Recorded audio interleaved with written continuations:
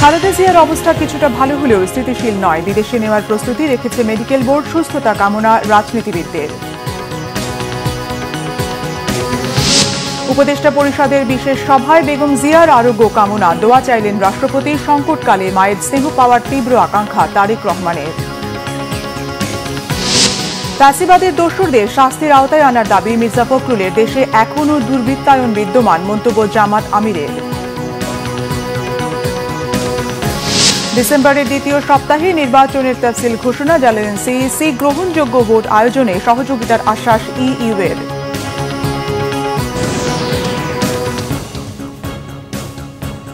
দেখছিলেন crown cement সংবাদ শিরোনাম, এবারে বিস্তারিত।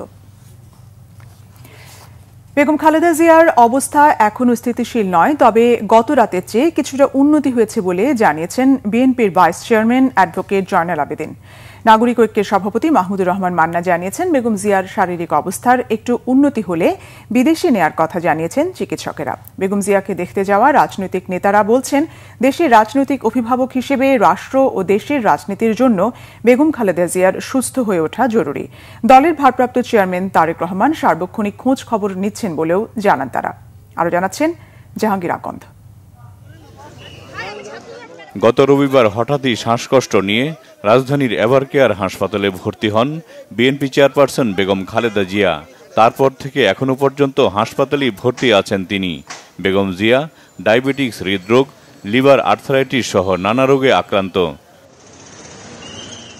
শনিবার সকালে বেগম খালেদা জিয়াকে দেখতে ও তার স্বাস্থ্যের খোঁজখবর নিতে এভারকেয়ার হাসপাতালে আসেন এনসিপি, নাগরিক ঐক্য সহ বিভিন্ন রাজনৈতিক দলের নেতারা। পরে গণমাধ্যমের সাথে কথা বলেন তারা। দেশবাসীর কাছে বেগম জিয়ার আরোগ্য কামনায় দোয়া চেয়েছেন রাজনীতিবিদরা। বেগম খালেদা জিয়া হাসপাতালে চিকিৎসাধীন আছেন, নিবিড় পরিচর্যা পাচ্ছেন। ওনার শারীরিক অবস্থা ক্রিটিক্যাল, তবে স্থিতিশীল আছেন। উনি এখনো ফাইট করছেন। নিরাপদ দূরত্ব থেকে সব সতর্কতা মেনে আমার ওনাকে দেখার সুযোগ হয়েছে। উনি সজ্ঞানে আছেন, সজাগ আছেন। চিকিৎসক এবং নার্স যে ওনাকে নির্দেশনা দিচ্ছেন সেগুলো উনি ফলো করতে পারছেন। সবাই দোয়া করবেন ওনার জন্য, আল্লাহ যেন সুস্থ করে দেন এবং আমাদের গণতান্ত্রিক উত্তরণের পথে ওনাদের যে লড়াই, সেই লড়াইয়ে যে গণতান্ত্রিক উত্তরণের দিকে যাচ্ছে সেটি যেন উনি নিজে দেখে যেতে পারেন, এবং যার কারণে ওনার আজকে এই পরিণতি হয়েছে।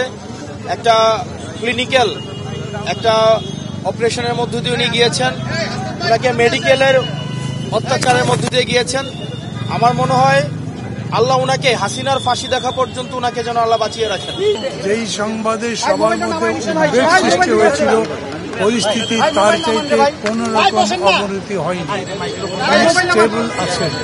বিদেশে নেওয়াটা এখনই নেওয়া যাবে না সম্ভবত, মানে ফ্লাই করবার জন্য যে স্টেবল কন্ডিশন দরকার ওইটা হয়নি, কিন্তু তারা মনে করছেন এটা খুব শিগগির হবে।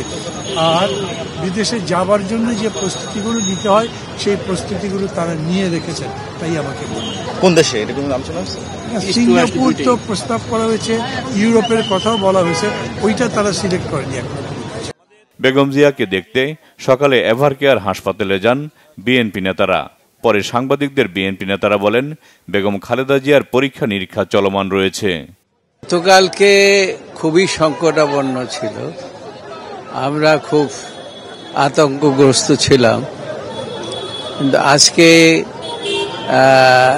ডেঞ্জার মুক্ত না, তবে মনে হচ্ছে যে কালকের চাইতে কিছুটা উন্নতি হয়েছে।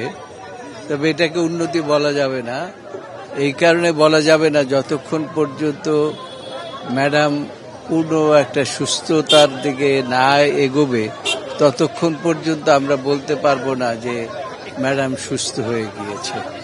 বেগম খালেদা জিয়া এখনো শঙ্কামুক্ত নন, যাকে বলা যায় এখনো বলা যায় যে আউট অফ ডেঞ্জার বলা যাচ্ছে না, মানে এখনো মানে তার অবস্থা সংকটাপন্ন বলা যায়। চিকিৎসকরা আনুষ্ঠানিকভাবে কিছু না জানালেও বেগম জিয়ার স্বাস্থ্যের খোঁজ খবর নেবার পর হাসপাতালের বাইরে এসে সর্বশেষ তথ্য জানিয়েছেন বিএনপি নেতারা। জাহাঙ্গীর আকন্দ, বাংলা ভিশন, ঢাকা।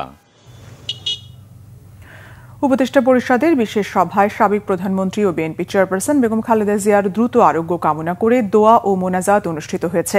শনিবার প্রধান উপদেষ্টা প্রফেসর ডক্টর মোহাম্মদ ইউনূসের সভাপতিত্বে এই বিশেষ সভা অনুষ্ঠিত হয়। প্রধান উপদেষ্টার প্রেস উইং থেকে এই তথ্য নিশ্চিত করা হয়। সভায় ধর্ম উপদেষ্টা আপাম খালিদ হোসেন বেগম খালেদা জিয়ার আরোগ্য কামনা করে মোনাজাত পরিচালনা করেন। এছাড়া সভায় বৈদেশিক অনুদান সংশোধন অধ্যাদেশ 2025-এর খসড়া নীতিগত ও চূড়ান্তভাবে অনুমোদন হয়। এই সংশোধনের ফলে বর্তমান আইনের কয়েকটি ধারায় পরিবর্তন এসেছে। এনজিও নিবন্ধনের নিয়ম সহজ হয়েছে এবং অনুদান অবমুক্তির শর্তগুলো সহজ করা হয়েছে। এখন থেকে বছরে 50 লাখ টাকা পর্যন্ত অনুদানের ক্ষেত্রে আর অনুমোদনের প্রয়োজন হবে না। পুলিশ কমিশন অধ্যাদেশ 2025 এর খসড়া আজকের সভায় উত্থাপিত হয়েছে। সাবেক প্রধানমন্ত্রী বিএনপি চেয়ারপারসন বেগম খালেদা জিয়ার সুস্থতা কামনায় দোয়া চেয়েছেন রাষ্ট্রপতি মোহাম্মদ শাহাবুদ্দিন। এদিকে চিকিৎসা সেবায় প্রধান উপদেষ্টার প্রতি নির্দেশনায় সন্তোষ জানিয়েছেন বিএনপির ভারপ্রাপ্ত চেয়ারম্যান তারেক রহমান। গণমাধ্যমে পাঠানো এক প্রেস বিজ্ঞপ্তিতে প্রধান উপদেষ্টা ডক্টর মোহাম্মদ ইউনূস সহ দেশবাসীর প্রতি কৃতজ্ঞতা জানিয়েছেন তারেক রহমান ও জিয়া পরিবারের সদস্যরা। তারেক রহমান জানান, এমন সংকটকালে মায়ের স্নেহ স্পর্শ পাবার তীব্র আকাঙ্ক্ষা যে কোনো সন্তানের মতো তাঁরও রয়েছে, কিন্তু অন্য আর সবার মতো এটা বাস্তবায়নের ক্ষেত্রে একক সিদ্ধান্ত গ্রহণের সুযোগ অবারিত ও একক নিয়ন্ত্রণাধীন নয়। স্পর্শকাতর এই বিষয়টি বিস্তারিত বর্ণনার অবকাশও সীমিত। রাজনৈতিক বাস্তবতার এই পরিস্থিতি প্রত্যাশিত পর্যায়ে উপনীত হওয়া মাত্রই স্বদেশ প্রত্যাবর্তনে সুদীর্ঘ প্রতীক্ষার অবসান ঘটবে বলে আশাবাদী তারেক রহমান। বিএনপির মহাসচিব মির্জা ফখরুল ইসলাম আলমগীর বলেছেন, গত 17 বছর যারা ফ্যাসিবাদের দোসর হয়ে লুটপাট করেছে তাদের শাস্তির আওতায় আনতে হবে।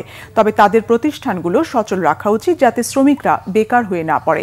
রাজধানীর একটি হোটেলে চতুর্থ বাংলাদেশ অর্থনৈতিক সম্মেলন 2025-এ অংশ নিয়ে এসব কথা বলেন তিনি। বিএনপি মহাসচিব বলেন, কেবল নতুন বাংলাদেশ নয়, একটি সমৃদ্ধ বাংলাদেশ গড়তে চায় বিএনপি, যেখানে গণতন্ত্র এবং অর্থনীতি সমৃদ্ধশালী থাকবে। অনুষ্ঠানে জামাতের আমির ডক্টর শফিকুর রহমান বলেন, দেশে এখনো লাল ফিতার দৌরাত্ম্য এবং দুর্বৃত্তায়ন বিদ্যমান, আর এই দুর্বৃত্তায়নকে সহায়তা করে যাচ্ছে রাষ্ট্র। রাজনৈতিক সদিচ্ছা থাকলে পরিবর্তন আসবে বলেও আশাবাদ ব্যক্ত করেন জামাত আমির।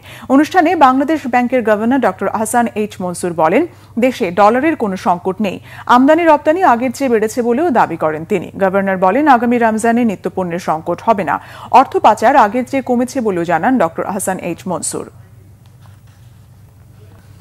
ডিসেম্বরের দ্বিতীয় সপ্তাহে ত্রয়োদশ জাতীয় সংসদ নির্বাচনের তাফসিল ঘোষণার কথা জানিয়েছেন প্রধান নির্বাচন কমিশনার এএমএম নাসির উদ্দিন। ইসির আয়োজনে রাজধানীর শেরেবাংলা নগর বালিকা উচ্চ বিদ্যালয় কেন্দ্রে মক ভোটিং পর্যবেক্ষণে সিইসি কথা জানান। তিনি বলেন, গত 15 বছরে ভোটার হলেও ভোট দেওয়ার তাদের অভিজ্ঞতার জন্যই এই মক ভোটিং এর আয়োজন। আইন শৃঙ্খলা পরিস্থিতি আগের চেয়ে অনেক উন্নত জানিয়ে তিনি বলেন, আজকের এই মক ভোটিং এর মতো নির্বাচন উপহার দিতে চায় কমিশন। সকাল 8টা থেকে চলে এই মক ভোটিং। এতে সিনিয়র ভোটার, বস্তিবাসী, শিক্ষার্থী, তৃতীয় লিঙ্গ, প্রতিবন্ধী ও নির্বাচন প্রশিক্ষণ ইনস্টিটিউট ইটিআই প্রকল্পের ভোটাররা অংশ নেয়। এই ছিল এখনকার মতো। পরের সংবাদ সন্ধ্যা 6টায়, এর আগে 5টায় রয়েছে নিউজ টপ 10 দেখার আমন্ত্রণ রইল। এছাড়া বাংলা ভিশন সংবাদ ও সংবাদ সংশ্লিষ্ট অনুষ্ঠান দেখতে ভিজিট করুন www.bvnews24.com ও facebook.com/banglavishannews এবং সাবস্ক্রাইব করুন youtube.com/banglavishannews। ধন্যবাদ।